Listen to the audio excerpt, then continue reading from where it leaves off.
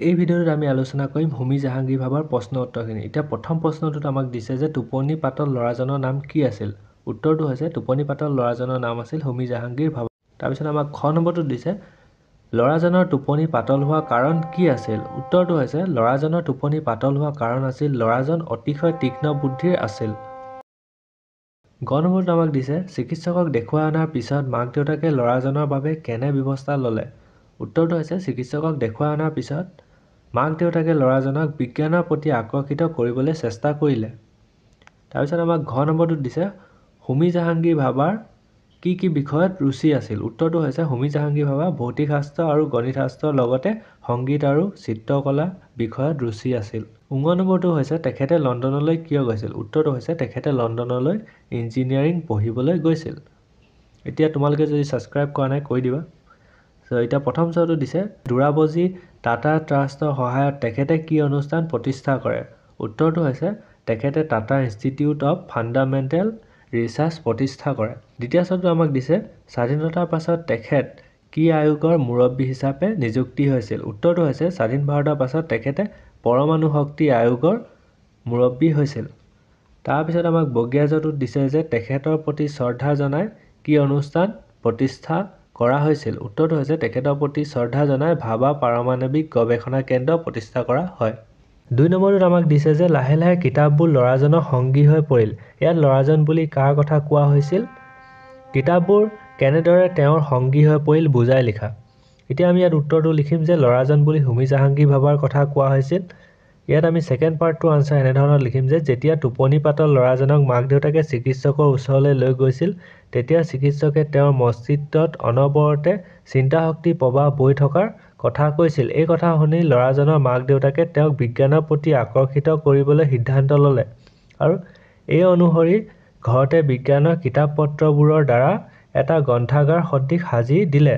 লাহে লাহে ল'ৰাজনে এই কিতাপবোৰ পঢ়ি ভাল পোৱা হ'ল আৰু কিতাপৰ মাজত সময় কটাব ল'লে। এনেদৰে কিতাপবোৰ তেওঁৰ সংগী হৈ পৰিল। ৩ নম্বৰটোত আমাক দিছে হোমী জাহাংগীৰ ভাৱাৰ সপোন কি আছিল? এই সপোন কিয় ফলৱতী নহ'ল? উত্তৰটো হৈছে হোমী জাহাংগীৰ ভাৱাৰ সপোন আছিল ভাৰতবৰ্ষক পাৰমাণৱিক শক্তিৰ ক্ষেত্ৰত তেখেতে ভাৰতক এখন জাকত জিলিকা দেশত পৰিণত কৰাৰ ৰঙীন সপোন দেখিছিল।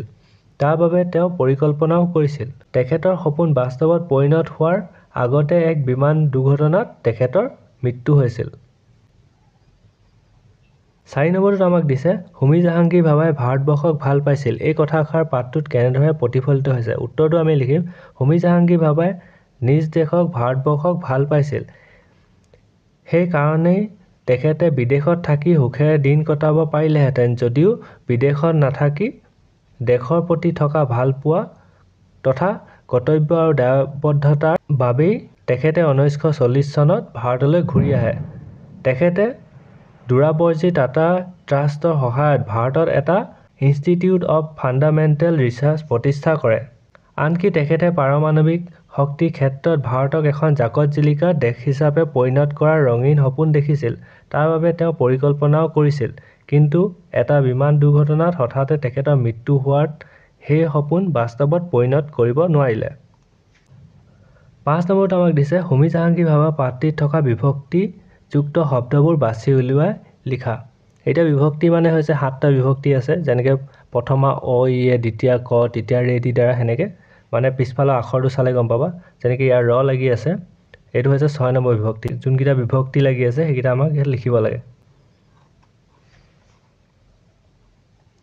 ৬ নম্বৰটোত আমাক দিছে যে বিভক্তিখিনি বাছি উলিওৱা আৰু সেইখিনি কাৰক আমাক লিখিব লাগে। এতিয়া তোমালোকৰ তেখেতে আছে ইয়াত একাৰডাল আছে। একাৰডাল হৈছে প্ৰথমা বিভক্তি। সেনেকে ক আছে কটো হৈছে দ্বিতীয় বিভক্তি আৰু ৰেটো হৈছে তৃতীয় বিভক্তি। সেনেকে এই বিভক্তিখিনি বাছি উলিয়াই লিখিব লাগে।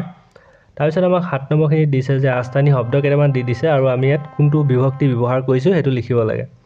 যেনেকে ডুবিলত বেলি ডুবিলত দন্তীয়া ত এটা লাগি আছে। দন্তীয়া তটো হৈছে ৭ নম্বৰ।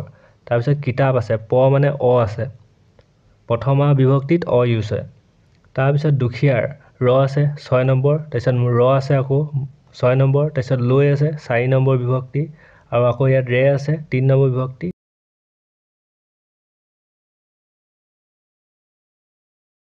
৮ নম্বৰটোত আমাক দিছে খালী ঠাই পূৰণ কৰা। এতিয়া এটা আমাক উদাহৰণ এটা দিয়া আছে পাতল টোপনি গভীৰ টোপনি সেনেকৈ আমি লিখিম সফল মাতৃ বিফল মাতৃ তীক্ষ্ণ বুদ্ধি ভূতা বুদ্ধি সেনেকৈ গোটেইখিনি লিখি যাব লাগিব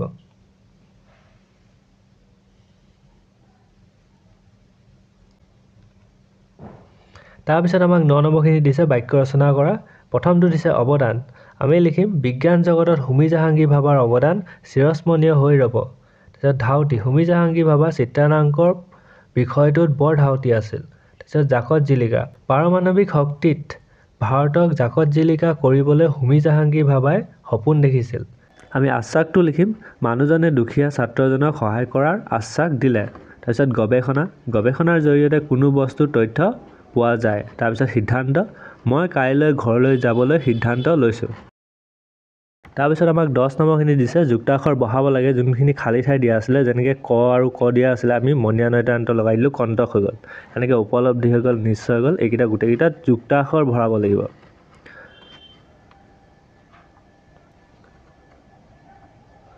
তাৰপিছত আমাক 11 নম্বৰ দিছে তল শব্দটো প্ৰতি শব্দ লিখা প্ৰতি মানে সমাৰ্থক শব্দ লিখিব লাগে যেনেকৈ সংগী মানে লগৰী তুমি বন্ধু লিখিব পাৰা তাৰপাছত দিছে তীক্ষ্ণ মানে প্ৰখৰ বা চোকা লিখিব পাৰা এনেকৈ প্ৰধান মানে মুখ্য কিতাপ মানে গ্ৰন্থ মানে কিতাপ কিৰণ মানে ৰশ্মি চিকিৎসক মানে ডাক্তৰ এই ভিডিঅ'টো ইমানখিনি আছিলে যদি ভাল লাগিলে তোমালোকে ছাবস্ক্ৰাইব কৰিব নাপাহৰিবা লগ পাম নেক্সট ভিডিঅ'ত আকৌ